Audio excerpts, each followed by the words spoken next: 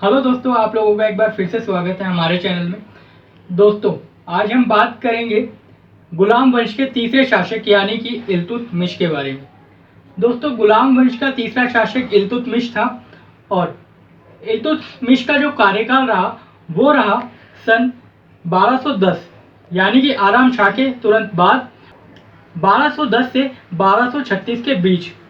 चलिए शुरुआत करते हैं इल्तुतमिश के बारे में। तो से पहले हम उसके नाम का मतलब जान ले। इल्तुतमिश के नाम का मतलब होता है साम्राज्य की रक्षा करने वाला। कुतुबुद्दीन ऐबक के समय इल्तुतमिश एक गवर्नर था और गवर्नर होने के साथ साथ वह कुतुबुद्दीन ऐबक का दामाद और उसी के साथ में गुलाम भी था, या फिर हम कहें कि दास भी था। कुतुबुद्दीन ऐबक ने सन 1197 ईस्वी में अलिहिनवाड़ा के युद्ध में इल्तुतमिश को खरीदा था। उस समय ऐबक ने इल्तुतमिश को एक दास के रूप में खरीदा था। उस समय दास प्रथा का प्रचलन हुआ करता था, इसीलिए ऐबक ने इल्तुतमिश को एक दास के रूप में खरीद लिया था। कुतुबुद्दीन ऐबक की मृत्यु के बाद आराम शाह, जो कि ऐबक का पुत्र था, उसे राज शासन पर बैठाया गया, उसे राज सिंहासन सौंप दिया गया। 1210 में उसे राज सिंहासन सौंपा गया।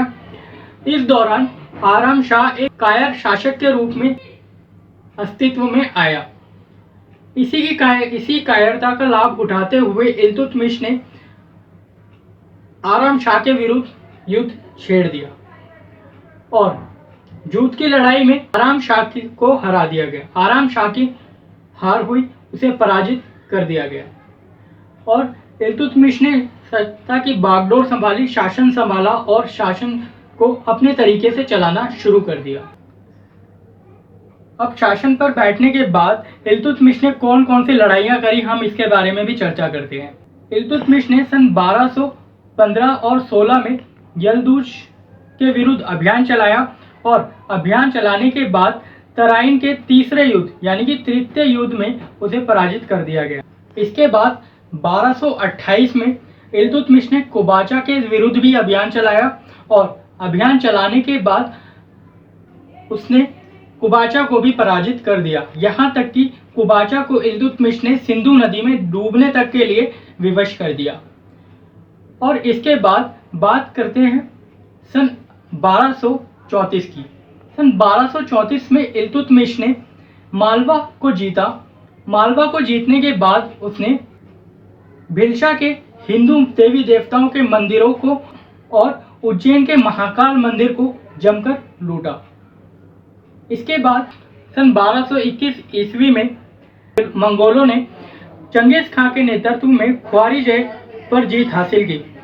ख्वारिज़े पर जीत हासिल करने के बाद जो ख्वारिज़े का राजा था, जिसका नाम जलालुद्दीन मकबर था, जलालुद्दीन मकबर सहायता के लिए दिल्ली की ओर भागा।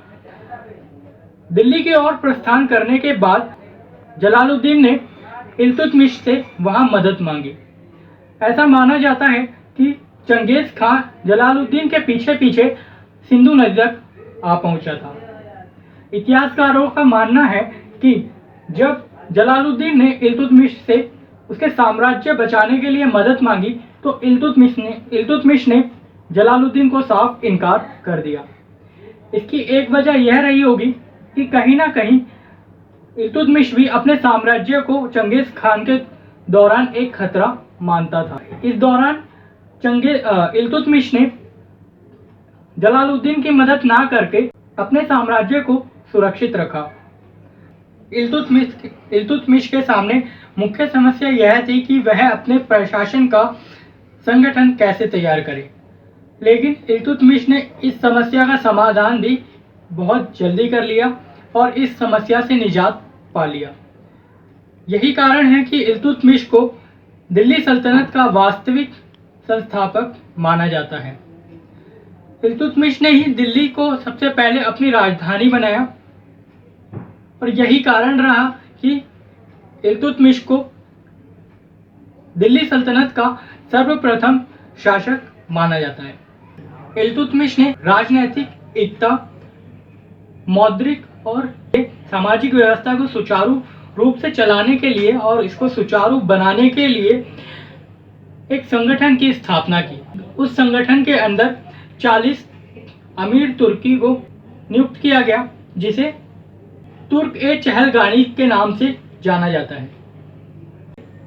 इल्तुतमिश ने मौद्रिक व्यवस्था का मानकीकरण करवाया और चांदी का प्रथम सिक्का चलाया, जिसे टरका कहा गया। इसके बाद उसने तांबे के सिक्के भी चलाए, जिसे जितल कहा गया। और इल्तुतमिश पहला शासक था जिसने इन सिक्कों पर टकसाल का नाम लिखवाया।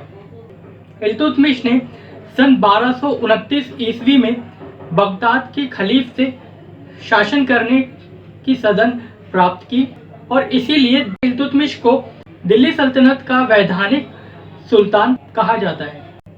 इल्तुतमिश ने बड़े बड़े विद्वानों को संरक्षण दिया, उन्हें सुरक्षा दी और इसके बाद इतिहासकारों का यह मानना था कि सन 1235 में बामियान का अभियान इल्तुतमिश का अंतिम अभियान रहा, जिसके बाद 1236 ईस्वी में इल्तुतमिश की मृत्यु हो गई। तो ऐसी कुछ घटनाएं इल्तुतमिश के कार्यकाल में बीती। हम आपको यहाँ यह भी बता दें कि इल्तुतमिश शमशी वंश से संबंधित था।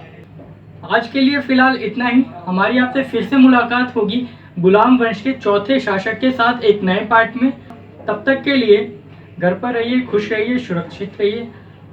धन्यवाद।